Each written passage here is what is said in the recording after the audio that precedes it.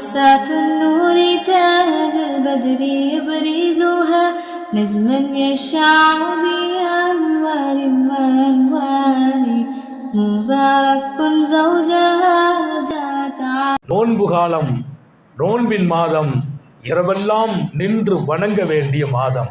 அதிக நேரம் தூங்குவதை குறைத்து விடுங்கள். பகல்ல கொஞ்சம் தூங்கலாம். ரமலான்ல பகல்ல தூங்கினா ஒரு நோன்பாளியின் தூக்கமும் வணக்கம் என்றார்கள். ஒரு நோன்பாளி தூங்குனா எழுப்பக்கூடாது, நல்லா தூங்க விட்டுறணும். அவர் தூக்கம் ஒரு பாக்கியம். அவர் தூங்கும் போதும் நன்மை எழுதப்படுகிறார். ஒரு நோன்பாளியின் தூக்கம், அவர் தூங்கும் போதும் நன்மை எழுதப்படுகிறார். நோன்பாளிக்கு அல்லாஹ்ட்ட பெரிய விசேஷம் இருக்குது. ஒரு நோன்பாளிட்ட யாராவது வந்து விவகாரம் பண்ணா அவர் சொல்லணுமா, விவகாரம் ஏன்பா பண்ற, நான் நோன்பாளின்னு சொல்லணும். அமல சொல்லக்கூடாது, இதுல சொல்ல சொன்னாங்க. நான் ஒரு தொழுகையாளி அப்படின்லாம் சொல்லக்கூடாது. ஒரு நோன்பாளி யாராவது அவர்கிட்ட விவகாரம் பண்ணி வம்புக்கு இழுத்தா இன்னி சாயும் நான் நோன்பாளிப்பான்னு சொல்லணும். ஏன் சொல்லணும்? எது காரணம்? நீ வம்புக்கு இழுத்தாலும் வம்புக்கு நான் வரமாட்டேன்பா, நோன்பு வச்சிருக்கிறேன். நோன்பு வச்சுட்டேன்னா போன மாதம் நான் வம்புக்கு நீ கூப்பிட்ட போது வந்தேன், நீ சண்டை போட்டால் நான் பதில் சண்டை போடுவேன். இந்த மாதம் போன மாதம் மாதிரி இல்லை, இந்த மாதம் நான் வம்புக்கே வரமாட்டேன் அப்படிங்கிறத வார்த்தையால் சொல்லாமல் நான் நோன்பாளி. அப்போ நோன்பாளினா தப்பு பண்ண மாட்டார், வம்புக்கு போக மாட்டார், தீங்கு செய்ய மாட்டார், சண்டை போட மாட்டார், அவாசமா தேவையற்ற வார்த்தைகளை பேச மாட்டார் என்ற பொருளை சொல்லி எம்பெருமான் சொன்னார்கள். யாராவது ஒரு இடத்தில் வம்புக்கு வந்தால் நான் நோன்பாளி என்று சொல்லிவிட வேண்டும். அல்லாஹ் தௌஃபீக் செய்வானான். மூணாவது ஷஹ்ரே திலாவா, குர்ஆன் ஓதுகிற மாதம். ஷஹ்ரே திலாவா ஓதும் மாதம். குர்ஆனை ஓத தெரியாதவர்களும் ஓத ஆரம்பிக்க வேண்டும். எங்க பள்ளியில ரமலான்ல குர்ஆன் ஆரம்பிச்சு கொடுப்பேன். மொத்த மஜ்மா உட்கார வச்சு குர்ஆன் ஆரம்பிச்சு விடுவேன்.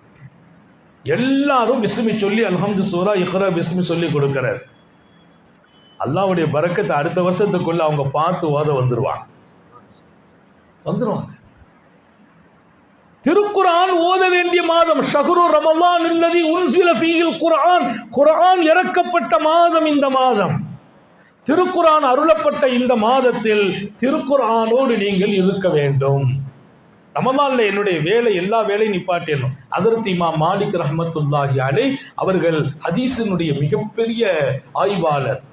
ஆயிரம் மாணவர்களுக்கு பாடம் நடத்துகிற நசீபுடையவர்கள். இமாம் மாலிக் ரஹ்மத்துல்லாஹி அலைஹி பாடம் நடத்துறாங்கன்னா சபை அவ்வளவு பெரிய சபை.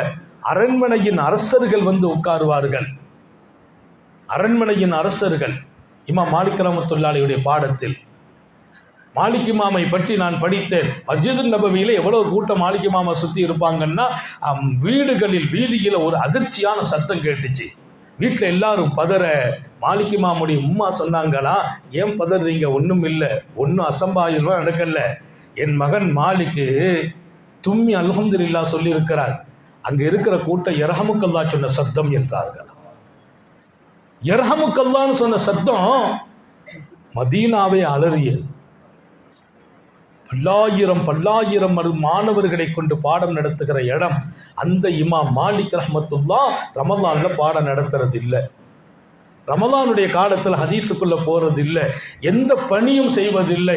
எல்லா பணியையும் மூடி கிதாபுகளை எல்லாம் மடித்து வைத்து விட்டு திருக்குர்ஆனோடு உட்கார்ந்து இருப்பார்கள். பாபா நீங்க பாடம் நடத்தணுமே, எத்தனை ஆயிரம் பேர்கள் ஹதீஸை கேட்டு இருக்கிறார்கள். அவர்கள் சொல்வார்களாம், எல்லாம் அல்லாஹ்வை நெருங்குவதற்கு, ரமலான் நான் குர்ஆனோடு என்னை ஆக்குவதற்கே நான் ஏவப்பட்டேன் என்பார். ரமலான் எனக்கு குர்ஆன் உட்கார்ந்து ஓதிக்கிட்டே இருப்பாங்க. பகல் நேரங்கள், இரவு நேரங்கள், வேற எந்த பணியும் செய்வதில்லை. ரமலானில் ஒரே பணி திருக்குர்ஆன்.